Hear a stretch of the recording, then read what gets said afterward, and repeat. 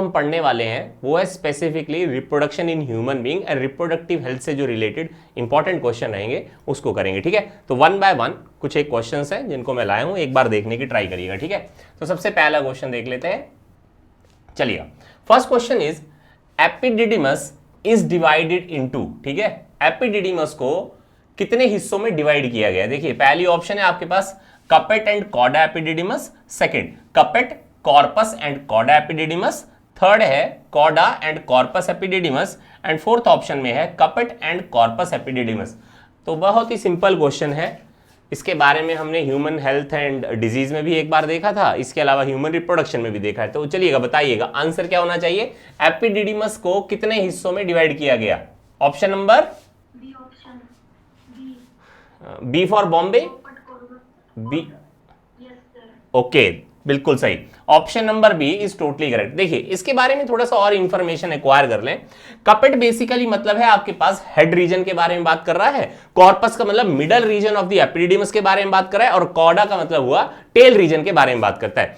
तो एपिडिडिमस जो है वो टेम्पररी स्टोरेज साइट है, ठीक है। ये एक टेम्पररी स्टोरेज साइट है किस चीज की? स्पर्म की, ठीक है। एक बात तो ध्यान करके चलना, ठीक है। दूसरी, ये जो कॉडा एपिडिडिमस है it is basically required for the maturity of the sperm, ठीक है। मेच्योरिटी ऑफ द स्पर्म आपके पास इसी जगह पर होती है। ये ध्यान रखना, ये दोनों क्वेश्चन आपके पास पूछे जाते हैं। एपिडिडिमस का जो टेल पोर्शन है वहां पर maturity and temporary storage of sperm आपको देखने को मिलती है। चलिएगा सेकंड क्वेश्चन देखते हैं, बहुत ही सिंपल है। एक और, haploid egg grow to form a haploid male, ठीक है। यहां कहा यह गया है कि जो हैप्लॉइड एग होते हैं उनसे आपके पास हैप्लॉइड मेल तैयार होते हैं। बताइए इसको क्या कहते हैं? पहली ऑप्शन है आपके पास थाइलेटॉकी, सेकंड आपके पास एम्फीटॉकी, थर्ड आपके पास arrhenotoky, and last option both A and B and C. बताइएगा, कल भी हमने इस तरह का एक क्वेश्चन डील किया था जहां मैंने स्पेसिफिकली आपको बताया था पार्थिनोजेनेसिस के टॉपिक से रिलेटेड क्वेश्चन है, बताएंगे जल्दी से आंसर। हाँ जी बिल्कुल सही, आर्हिनोटॉकी ही इसका आंसर है। कल भी मैंने आपको कहा था कि जो पार्थिनोजेनेसिस है this is a special type of a sexual reproduction जिसमें जो हैप्लॉइड एग होते हैं उनसे आपके पास में मेल फीमेल या दोनों में से कोई ना कोई सेक्स आपके पास प्रोड्यूस होता हुआ आपको नजर आएगा ऑफस्प्रिंग का। लेकिन अगर आपके पास मेल प्रोड्यूस होते हैं तो उसको आर्हिनोटॉकी कहा था। थाइलीटॉकी में हमने कहा था कि फीमेल की ही प्रोडक्शन होगी आपके पास हैप्लॉइड एग से, जबकि एम्फीटॉकी में हो सकता है मेल या फीमेल कोई भी आपके पास प्रोड्यूस होता हुआ आपको नजर आए। तो ये रहा जी सेकंड क्वेश्चन। अब आते हैं तीसरे की ओर को, ठीक है। चलिएगा next, the testicular temperature for spermatogenesis is, हमें यह बताना है कि स्पर्मेटोजेनेसिस या स्पर्म की फॉर्मेशन के लिए जो स्क्रोटम का टेम्परेचर है वो कितना होना चाहिए। आपके पास पहली ऑप्शन है दैट इज 37 डिग्रीज, उसके बाद second option that is 35, 33 and 40 degree. तो बताइए कितना टेम्परेचर होना चाहिए स्पर्मेटोजेनेसिस को कंप्लीट होने के लिए स्क्रोटम का? 35 ओके तो बिल्कुल सही जिन्होंने 35 डिग्रीज कहा है, क्योंकि हमें मालूम है जो स्क्रोटम का टेम्परेचर है that is 2 to 3 degree Celsius lesser than the body temperature, less than the body temperature आपके पास स्क्रोटम का टेम्परेचर होना चाहिए ताकि आपके पास डेवलपमेंट ऑफ स्पर्म आसानी से हो सके। याद करके चलिएगा, इस तरह का क्वेश्चन आपको पूछा जा सकता है। नेक्स्ट देखेंगे क्वेश्चन, ठीक है। विच bacteria resides in the vagina during reproductive life of a female. देखिएगा स्पेसिफिक आपके पास क्वेश्चन है ये, हमें ये बताना है जब फीमेल की रिप्रोडक्टिव लाइफ आपके पास चल रही होती है, प्यूबर्टी ऑलमोस्ट आपके पास कंप्लीट हो गई है, उसके बाद की बात कर रहा है, तो ये पूछ रहा है कि रिप्रोडक्टिव ट्रैक्ट में इनमें से कौन सा बैक्टीरिया रिसाइड करता है। मैं इसके बारे में आपको पहले भी बता चुका हूं, माइक्रोब्स इन ह्यूमन वेलफेयर में भी हमने इसके बारे में डिस्कशन किया है इस बैक्टीरिया के बारे में। पहली ऑप्शन है लैक्टोबैसिलस, सेकंड आपके पास स्ट्रेप्टोकोकस, थर्ड आपके पास स्टेफाइलोकोकस एंड लास्ट में आती है निसीरिया। बताइए आंसर क्या होना चाहिए? बहुत बढ़िया, lactobacillus acidophilus is the specific bacteria that reside in the vagina of the female. ठीक है, कहां पर नजर आएगा? ये फाउंड होता है इन the vagina of the female. क्यों? क्योंकि वेजाइना एक ओपन ट्यूब लाइक स्ट्रक्चर है, लॉन्गर ट्यूब लाइक स्ट्रक्चर होती है, दोनों एंड ओपन होते हैं, ठीक है। और एक्सटीरियर एनवायरनमेंट के साथ आपके पास जो कनेक्शन है वो वेजाइना के थ्रू ही आपके पास फीमेल के रिप्रोडक्टिव सिस्टम का नजर आता है, और वहां से एंटीजन जो है उसकी बॉडी के अंदर एंटर कर सकते हैं।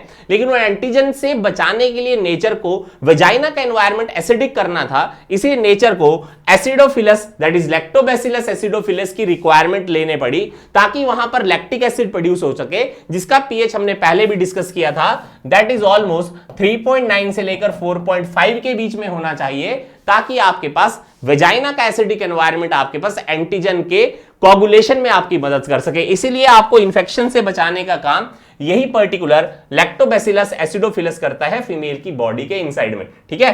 कहां पर स्पेसिफिक, याद रखना, वेजाइना के अंदर, ठीक है। चलिएगा नेक्स्ट देखते हैं। Highly sensitive and erectile part of female and male is, ठीक है। याद करना, क्वेश्चन बहुत स्पेसिफिक पूछा गया है, हमें दोनों चीजें कोट की गई हैं, एक तो हाईली सेंसिटिव होना चाहिए और दूसरा इरेक्टाइल टिश्यू भी होना चाहिए, और पूछा भी है फीमेल एंड मेल के बारे में। पहली ऑप्शन है आपके पास क्लिटोरिस और आपके पास penis, second clitoris and glans penis, third है आपके पास penis and the scrotum, and last option है वेजाइना एंड टेस्टिस। बताइए, बहुत ही आसान क्वेश्चन है।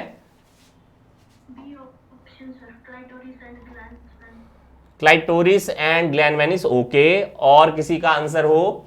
देखिए आसान क्वेश्चन है, कोई दिक्कत वाली बात नहीं, आपको यहां पर ध्यान देना है। क्वेश्चन में क्वेश्चन है हाईली सेंसिटिव, एक ऑफ ये चीज है, और सेकंड वो पार्ट इरेक्टाइल भी होना चाहिए, और यहां पर पहला नाम लिखा है फीमेल और उसके बाद मेल है। तो देखो option number 2 is the correct answer, ठीक है। क्यों?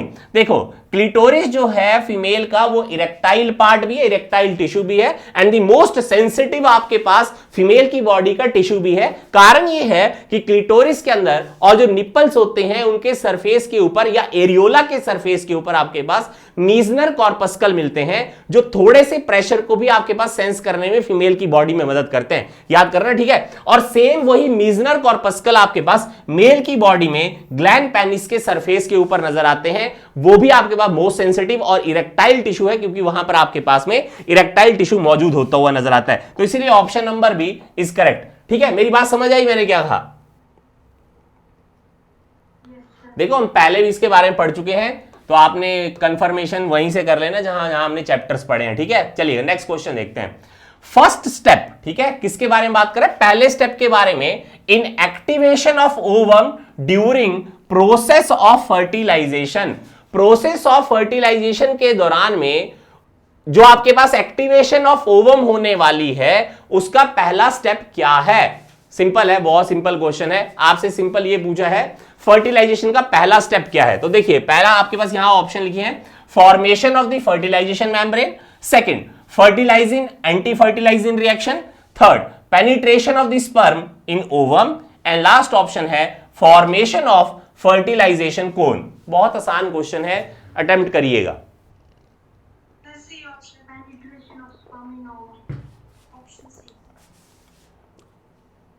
अच्छा ओके देखिए फिर से मैं आपको कहूंगा, अगर आपके अभी भी कॉन्सेप्ट रिफाइन नहीं है, सिंगल शॉट के वीडियोस अवेलेबल हैं, इन कॉन्सेप्ट्स को हम पहले भी डील कर चुके हैं।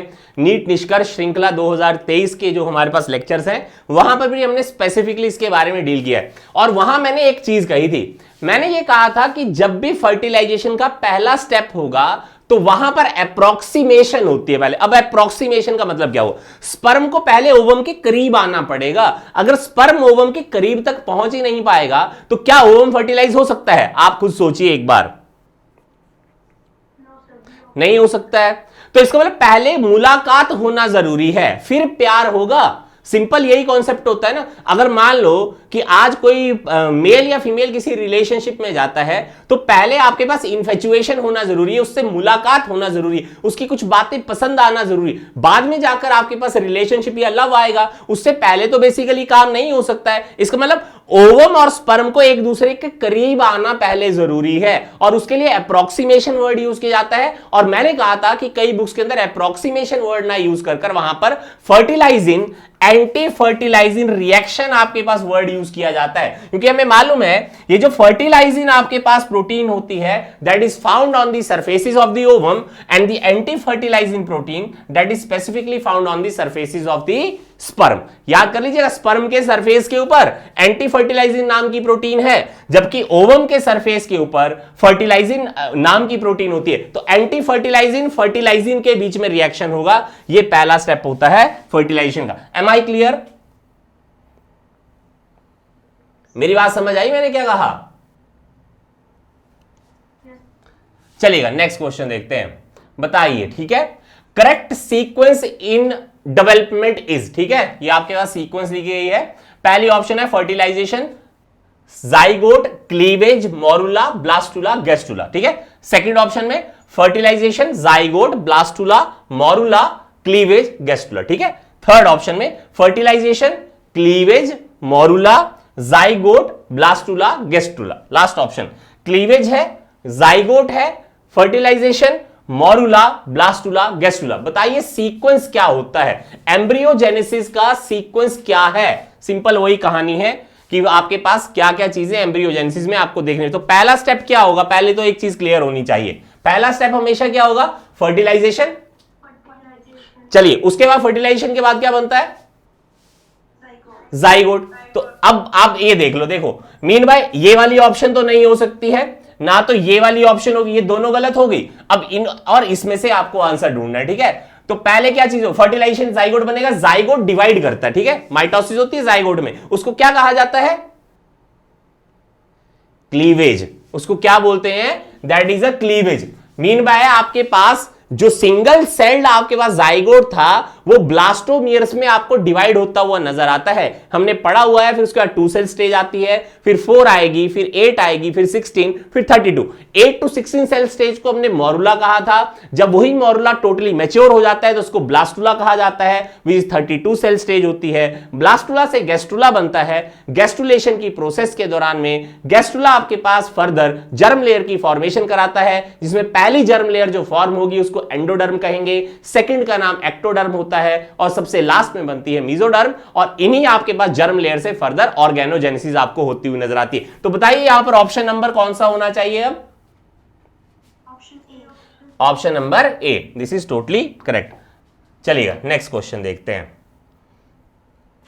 चलिए नेक्स्ट, फर्टिलाइजेशन इज, ये ऑप्शन पढ़े। पहला, union of the diploid spermatozoon with diploid ovum to form diploid zygote, union of haploid sperm with haploid ovum to form a haploid zygote, union of a haploid sperm with haploid ovum in order to form a diploid zygote, and last union of a diploid sperm with haploid ovum to form a triploid zygote। Fertilization से क्या समझते हैं? Option number C, बिल्कुल सही। Union है आपके पास, that is haploid sperm with the haploid ovum, क्योंकि हमें मालूम है जो गैमीट्स होते हैं वो स्पेशलाइज्ड हेप्लॉइड स्ट्रक्चर्स होते हैं, और जब वो आपके पास में एक दूसरे के साथ में फ्यूज हो जाते हैं, उनके न्यूक्लियस फ्यूज हो जाते हैं, तो आपके पास एक्चुअली बनता है that is a zygote which is a diploid structure. चलेगा नेक्स्ट क्वेश्चन देखेंगे।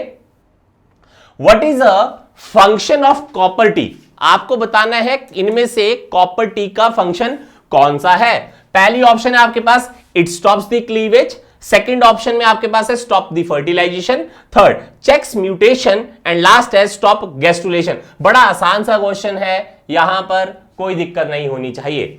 कॉपर टी के बारे में आपसे क्वेश्चन पूछा गया है, that is the method of contraception है, जहां पर हम बेसिकली इंट्रा यूट्राइन डिवाइसेस के बारे में हम यहां पर बता रहे हैं। इंट्रा यूट्राइन डिवाइस में हमने किसका यूज किया है? जो कॉपर टी है, मीन बाय वो वाली इंट्रा यूट्राइन डिवाइस जो आपके पास कॉपर आइन रिलीज करती है। अब आपको यहां पर देखकर बताना है कि आंसर क्या होना चाहिए। ऑप्शन नंबर बी, बिल्कुल सही।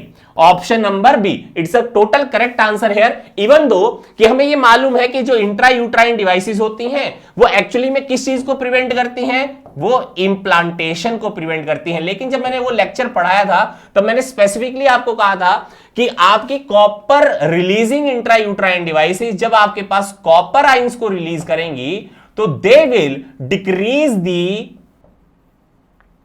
Motility of the sperm, sperm की मोटिलिटी को वो रिड्यूस करेगा ताकि स्पर्म आपके पास एम्पुला इस्थेमस जंक्शन तक ना पहुंच पाए जहां पर एक्चुअली फर्टिलाइजेशन होती है। तो ये बिल्कुल टोटली करेक्ट आंसर रहेगा। चलिए नेक्स्ट क्वेश्चन देखेंगे।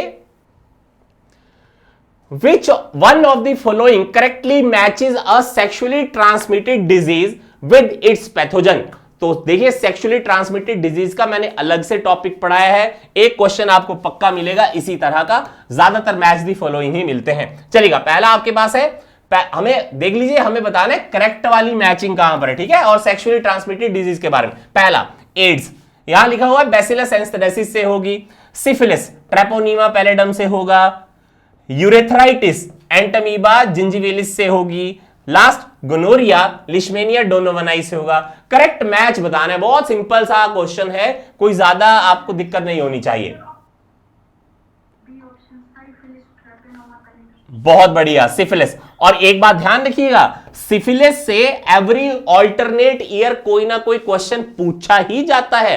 अगर वहां से नहीं पूछेंगे तो एड्स से आपके पास क्वेश्चन होगा या एचआईवी से क्वेश्चन पूछा जाएगा, ये पक्का ध्यान कर चलना। तो सिफिलिस जो है that is being caused by a bacteria that is Treponema pallidum. AIDS का हमें मालूम है एचआईवी कॉज करता है। गोनोरिया आपके पास निसीरिया गोनोरी होती है जो इसको कॉज करती है। यूरेथ्राइटिस के आपके पास बहुत सारे आपके पास बैक्टीरिया जो होते हैं उसको कॉज कर सकते हैं, ठीक है, लेकिन एंटमीबा हिस्टिलिटिका नहीं कॉज करती है। चलिएगा नेक्स्ट देखते हैं, ठीक है। Oral contraceptive pills help in birth control by, ठीक है, हमें यह बताना है कि जो मुंह के द्वारा खाए जाने वाले कॉन्ट्रासेप्टिव पिल्स होती हैं वो आपके पास बर्थ कंट्रोल में कैसे मदद करती हैं। तो देखिएगा पहली ऑप्शन है किलिंग द स्पर्म्स, सेकंड आपके पास killing the ova, third preventing ovulation and last है forming barrier between sperm and ovum. Oral contraceptive method आपके पास किस तरह से बर्थ में कंट्रोल करने में मदद कर सकता है, तो इनमें से कौन सी ऑप्शन होनी चाहिए। मैंने बहुत बार ये आपको पढ़ाया है मेथड ऑफ कॉन्ट्रासेप्शन का अलग से टॉपिक। बहुत बढ़िया, सी ऑप्शन, ये मैंने बताया भी था। देखिए ओरल कॉन्ट्रासेप्टिव पिल में मेनली आपके पास क्या होती है, दैट इज अ प्रोजेस्टेरॉन, और आपके पास में इसके अलावा एस्ट्रोजन भी डाला होता है जिनमें जब हम कंबाइंड पिल्स का यूज करते हैं।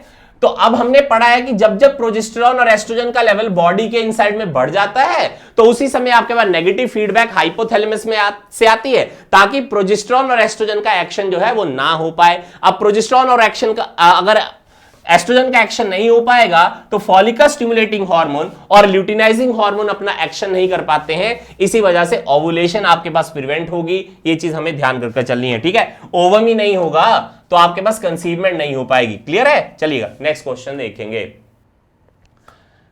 Which one of the following is the most widely accepted method of contraception in India as at present? ठीक है, आज के समय में हमें यह बताना है सबसे widely accepted method of contraception कौन सा है। देखिए स्पेसिफिक मैंने आंसर बताया है इसका, जब मैंने टॉपिक पढ़ाया है तो मैंने डायरेक्ट आंसर बताया था आपको। पहली ऑप्शन है सर्वाइकल कैप्स, दूसरी है आपके टिबेक्टमी, थर्ड आपके पास diaphragms, last intra uterine devices.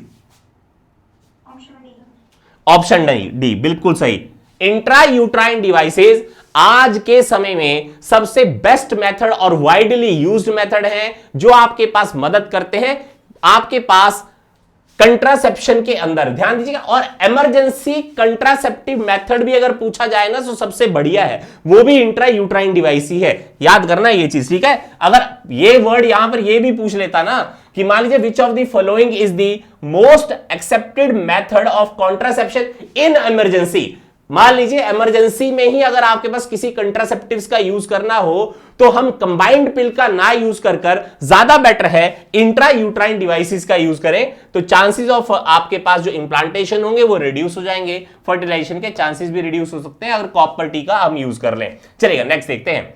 Medical termination of pregnancy that is MTP is considered safe up to how many weeks of pregnancy. देखिए क्वेश्चन में ध्यान दीजिएगा, यहां वर्ड है कंसीडर्ड सेफ होनी चाहिए। हमसे यह नहीं पूछा है कि आपके पास एमटीपी कितने हफ्तों तक परफॉर्म की जा सकती है, हमसे पूछा है कि सेफेस्ट कितने हफ्ते तक है। तो पहली ऑप्शन है 8 वीक्स, सेकंड आपके 12 वीक, थर्ड आपके पास 18 week and last 6 week.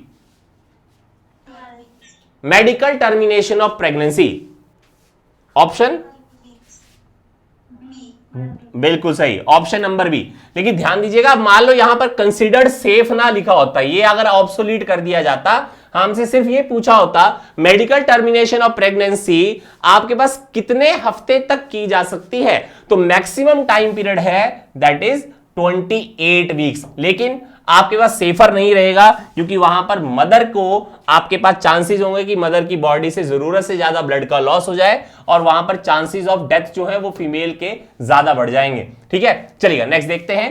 Preparation of sperm before penetration of the ovum is called as. ठीक है, प्रिपरेशन करनी है, स्पर्म को अपने आप को प्रिपेयर करना है before the fertilization of the ovum, बताइए इसको क्या कहते हैं। पहली है स्पर्मिएशन, सेकंड है क्वाइटॉन, थर्ड है इंसेमिनेशन एंड लास्ट है कैपेसिटेशन। लास्ट, हाँ जी बताइए कौन सा आंसर होना चाहिए। डी ऑप्शन, बिल्कुल सही, कैपेसिटेशन। ठीक है, हमने वहां पर जब टॉपिक पढ़ा तो मैंने बताया था कैपेसिटेशन का मतलब है स्पर्म अपनी कैपेसिटी को एनालाइज कर रहा है फीमेल रिप्रोडक्टिव ट्रैक्ट में जाकर, कि उसको किस तरह से फीमेल रिप्रोडक्टिव ट्रैक्ट में आगे जाने के लिए रास्ता बनाना है। तो कैपेसिटेशन का जो टाइम पीरियड है फीमेल रिप्रोडक्टिव ट्रैक्ट में वो ऑलमोस्ट 6 to 8 आवर होता है, ये पक्का ध्यान रखकर चलिएगा, यहां से क्वेश्चन बहुत बार पूछा गया है कैपेसिटेशन से रिलेटेड। ठीक है, चलेगा नेक्स्ट देखते हैं। During differentiation, the spermatid remain associated with, बहुत ही आसान क्वेश्चन है। ठीक है, ड्यूरिंग द डिफरेंशिएशन जो स्पर्मेटिड्स होते हैं वो किसके साथ एसोसिएट रहते हैं। पहला option Leydig cell, second Cowper cell, third आपके पास spermatogonia and last Sertoli cell.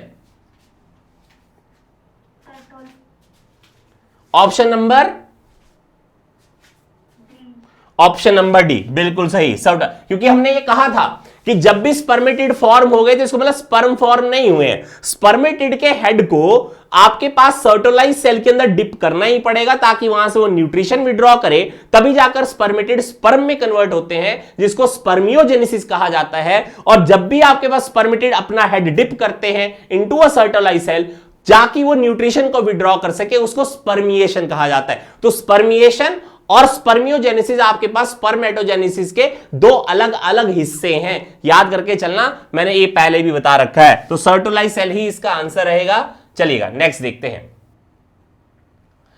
Cells of germinal epithelium which enter in multiplication phase during gametogenesis is, बड़ा ही आसान क्वेश्चन है। वो कौन से जर्माइनल एपिथेलियम के सेल होते हैं जो आपके पास स्पर्मेटोजेनेसिस की मल्टीप्लिकेशन फेज में आपके पास एंटर करते हैं। तो पहली ऑप्शन स्पर्मेटोसाइट्स, उसके बाद स्पर्मेटोगोनिया, लास्ट आते हैं आपके पास गोनोसाइट जिनको हम प्राइमोडियल जर्म सेल कह रहे हैं, या नन ऑफ दीज। बड़ा आसान क्वेश्चन है,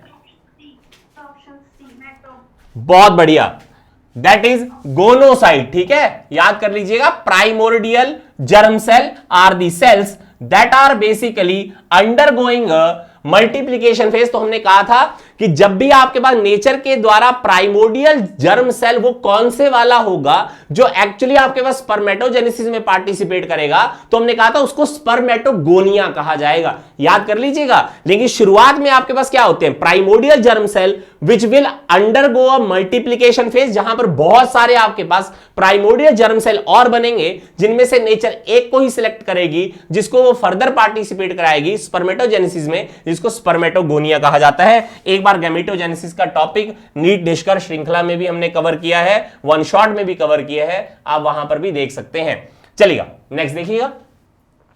in reproduction of a test tube baby, ठीक है, in reproduction of a test tube baby आपके पास क्या है, ठीक है, देखिए, fertilization is done outside the body, second fetus is grown in a test tube, third fertilization is not done and last none of these। बड़ा आसान question है, बहुत बढ़िया। ठीक है, तो ये है इन विट्रो फर्टिलाइजेशन। ठीक है, इन विट्रो फर्टिलाइजेशन के बारे में बात कर रहा है। फर्टिलाइजेशन जो है वो बॉडी के बाहर होने वाली है, और जैसे ही आपके पास जाइगोट 8 सेल या 8 सेल स्टेज से कम वाला होगा उसको हम बेसिकली इंसर्ट कर देंगे आइदर आपके पास में कहां पर, अगर 8 सेल स्टेज से कम था तो मैंने कहां पर बताया था कहां इंसर्ट करना चाहिए,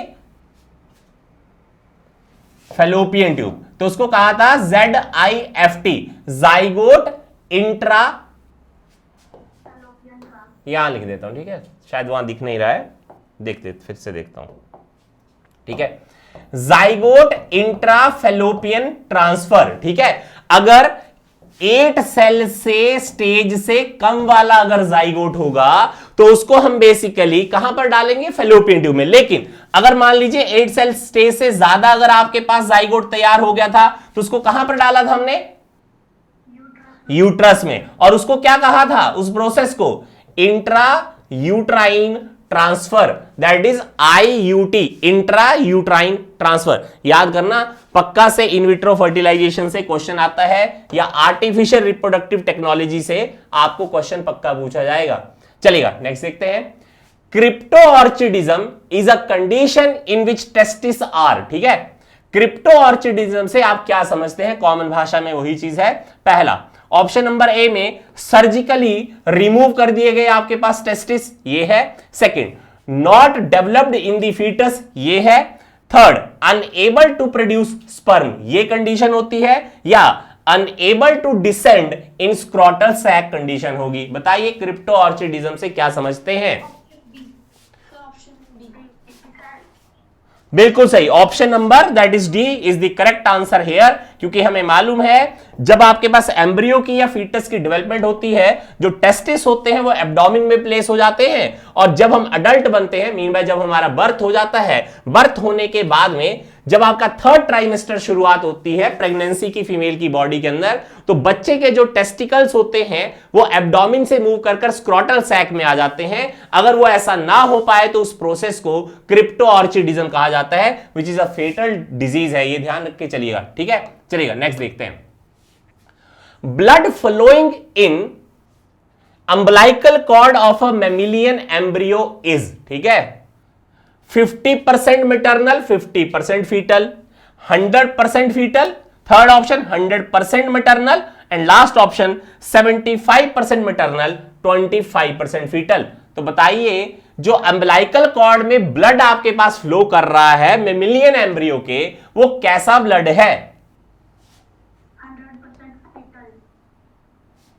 अच्छा, और कोई अटेम्प्ट करना चाहे, एक बार सोच लो।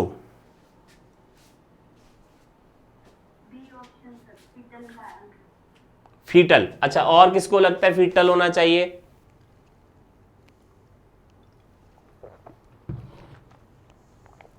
सोच लो एक बार।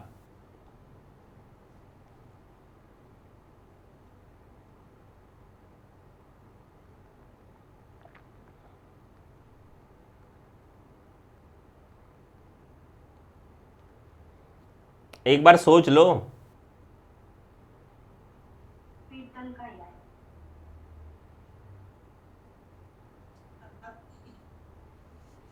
सिंपल सी कहानी है, देखो सिंपल सी कहानी है, कुछ नहीं दिक्कत होनी चाहिए। देखो क्या है, मदर की बॉडी है। देखो इसके बारे में हम ना जब ऑक्सीजन डिसोसिएशन कर पड़ी थी तो भी मैंने इसके बारे में आपको इंफॉर्मेशन दी थी। मैंने क्या कहा था, जब प्रेग्नेंट लेडी होती है तो डबल बोहर इफेक्ट होता है, ठीक है। और जो फीटस है वो फीटस टोटली एनारोबिक एनवायरनमेंट में होती है, टोटली एनारोबिक एनवायरनमेंट में हो रही है। अब सोचो एनारोबिक एनवायरनमेंट में है तो इसका मतलब उस तक जो ज्यादातर ब्लड पहुंचता है वो कैसा ब्लड होगा।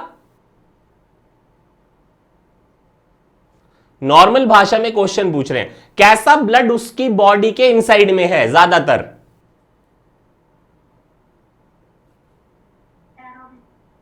एरोबिक नहीं, नहीं, फिर से सुनो। मान लो हमने ये कहा कि प्रेग्नेंट लेडी की बॉडी में फीटस है, तो फीटस के पास एक्चुअली में कौन सा ब्लड है। अरे डीऑक्सीजनेटेड।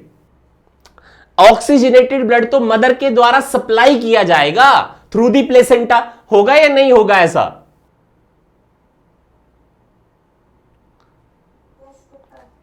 तो तो इसका मतलब ये हो कि फीटस के पास अपना जो मैक्सिमल ब्लड है वो तो डीऑक्सीजनेटेड ज्यादा है, और ऑक्सीजनेटेड आपके पास ऑलमोस्ट नेग्लिजिबल होगा क्योंकि वो तो मदर से आएगा। इसका मतलब जब एम्बलाइकल कॉर्ड के बारे में बात करेंगे तो एम्बलाइकल कॉर्ड मदर का और फीटस का एक कनेक्शन है। अब आपके पास अगर पूछे कि फीटस में या मान लीजिए एम्ब्रियो की जब आपके पास डेवलपमेंट हो रही है और एम्बलाइकल कॉर्ड को देखेंगे तो बताइए उसमें किसका ब्लड ज्यादा होगा?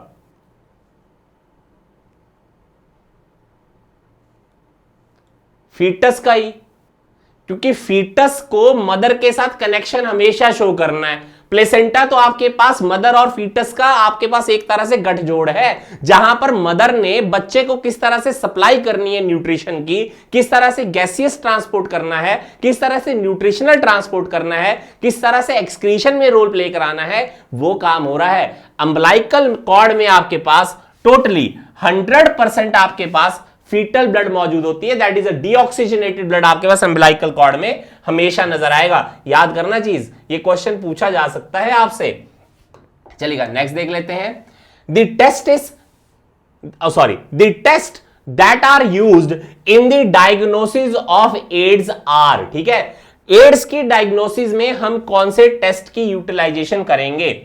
ह्यूमन हेल्थ एंड डिजीज में भी पढ़ा है, ठीक है। यहां पर ये क्वेश्चन है सेक्सुअली ट्रांसमिटेड डिजीज से पूछा गया। चलिए, तो पहली ऑप्शन अलाइजा एंड इम्यूनोब्लॉटिंग करेंगे, नॉर्दर्न ब्लॉटिंग एंड अलाइजा करेंगे, अलाइजा या सदर्न ब्लॉटिंग करेंगे, and last western blotting and ELISA करेंगे। एड्स की डायग्नोसिस के लिए किन टेस्ट का यूटिलाइजेशन किया जाता है? आसान है।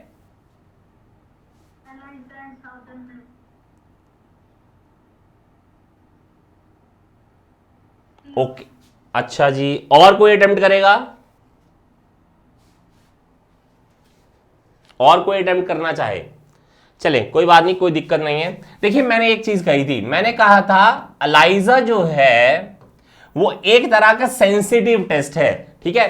किसी भी एंटीजन एंटीबॉडी की जब रिएक्शन होगी तो अलाइजा का पॉजिटिव रेट आएगा ही आएगा, हमेशा पॉजिटिविटी रेट हमेशा आएगा। मान लो किसी को ट्यूबरकुलोसिस की बीमारी हो जाए तो आपके पास वहां पर भी अलाइजा पॉजिटिव आ सकती है। तो अलाइजा एक सेंसिटिव टाइप का टेस्ट हुआ जो यह बताता है कि बीमारी है, लेकिन कौन सी बीमारी है उसको स्पेसिफिकली अगर हमें डायग्नोस करना होगा तो इसके बाद एक टेस्टिंग और करवाने पड़ेगी। अब वो टेस्टिंग कौन सी है? जब हम मान लीजिए एड्स के बारे में डिस्कस कर रहे हो तो याद करिएगा, मैंने वहां पर एक आपको निमोनिक बताया था, दैट इज स्नो ड्रॉप, ठीक है, स्नो, और इसके सामने आपको लिखना है दैट इज ड्रॉप, ठीक है।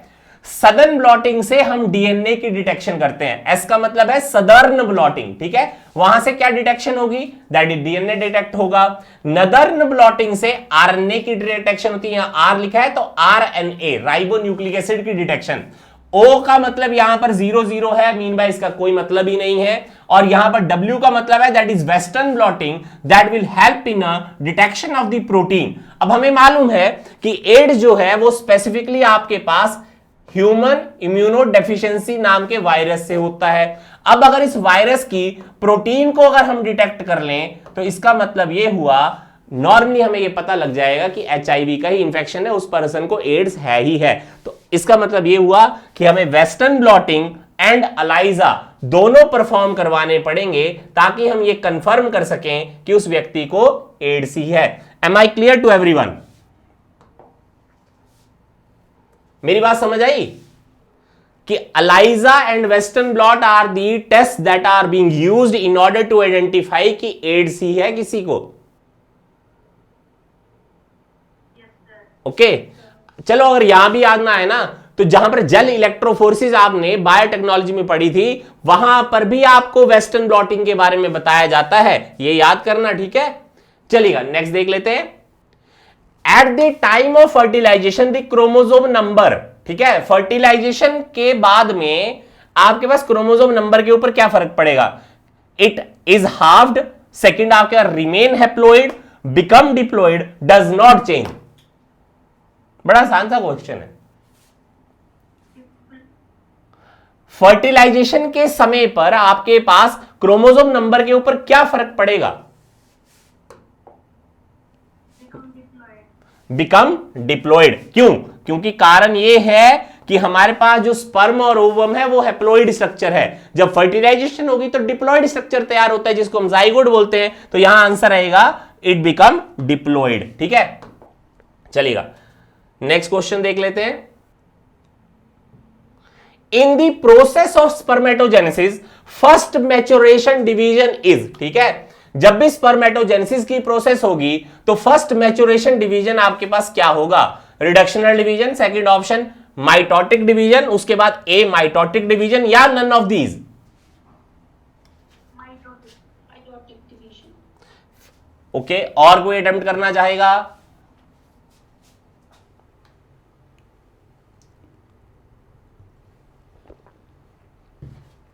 देखो, स्पर्मेटोजेनेसिस या गमीटोजेनेसिस के तीन हिस्से होते हैं, तीन पार्ट में, तीन फेजेस में पढ़ा जाता है। पहली आती है that is phase of multiplication, ठीक है। सेकंड आती है आपके पास phase of growth, second is phase of growth, and third आती है that is phase of maturation, ठीक है। And this phase of maturation is having two parts, one is meiosis 1 and second is meiosis 2.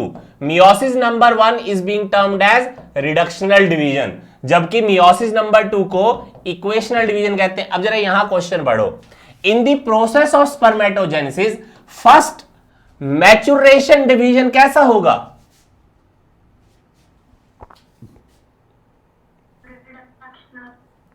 Reductional division, ठीक है, क्योंकि पहले क्या आएगी? मियोसिस नंबर 1, तो आंसर रहेगा इसका दैट इज रिडक्शनल डिवीजन। याद कर लीजिएगा, प्राइमरी स्पर्मेटोसाइट जो आपके पास phase that is growth phase के अंदर आपके पास बने थे, वो आपके पास फेज ऑफ मैच्योरेशन में मियोसिस नंबर 1 में जाएंगे ताकि सेकेंडरी स्पर्मेटोसाइट की आपके पास फॉर्मेशन हो सके। याद कर लीजिएगा, ये भी क्वेश्चन आपसे पूछा जा सकता है। चलेगा, last question of the day हम डील करने वाले हैं, इसके बाद में क्लोज करेंगे आज के टॉपिक्स। चलेगा, last question, menstrual cycle can be absent during, menstrual cycle कब एब्सेंट हो सकती है? पहला ऑप्शन प्रेगनेंसी के दौरान, सेकंड लैक्टेशन के दौरान, थर्ड मीनोपॉज के दौरान, या last option all of these. Option number D बिल्कुल सही। मेंस्ट्रुअल साइकिल आपके पास परमानेंट एब्सेंट पूछा जाता, मान लीजिए अगर यहां पर ये क्वेश्चन ना होता, क्वेश्चन होता कि मेंस्ट्रुअल साइकिल परमानेंटली एब्सेंट हो जाती है, तब तो आंसर होता मीनोपॉज, ठीक है। लेकिन प्रेगनेंसी और लैक्टेशन में टेम्परेरीली, ठीक है, टेम्परेरीली मेंसेस एब्सेंट होती है, ये ध्यान रख के चलना, ठीक है। इसके बारे में भी जब मेथड ऑफ कॉन्ट्रासेप्शन हमने डील किए थे तो मैंने आपको बताया था। आज के लिए इतना ही। समझ आया? पहली बात तो कि सारी चीज समझ आई मैंने जो पढ़ाई, कोई दिक्कत हुई हो?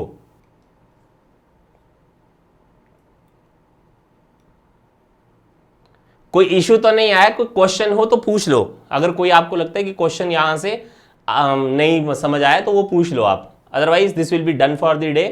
कल हम वापस मिलेंगे नए चैप्टर्स के साथ में। ओके डन, ठीक है, thank you very much, good night.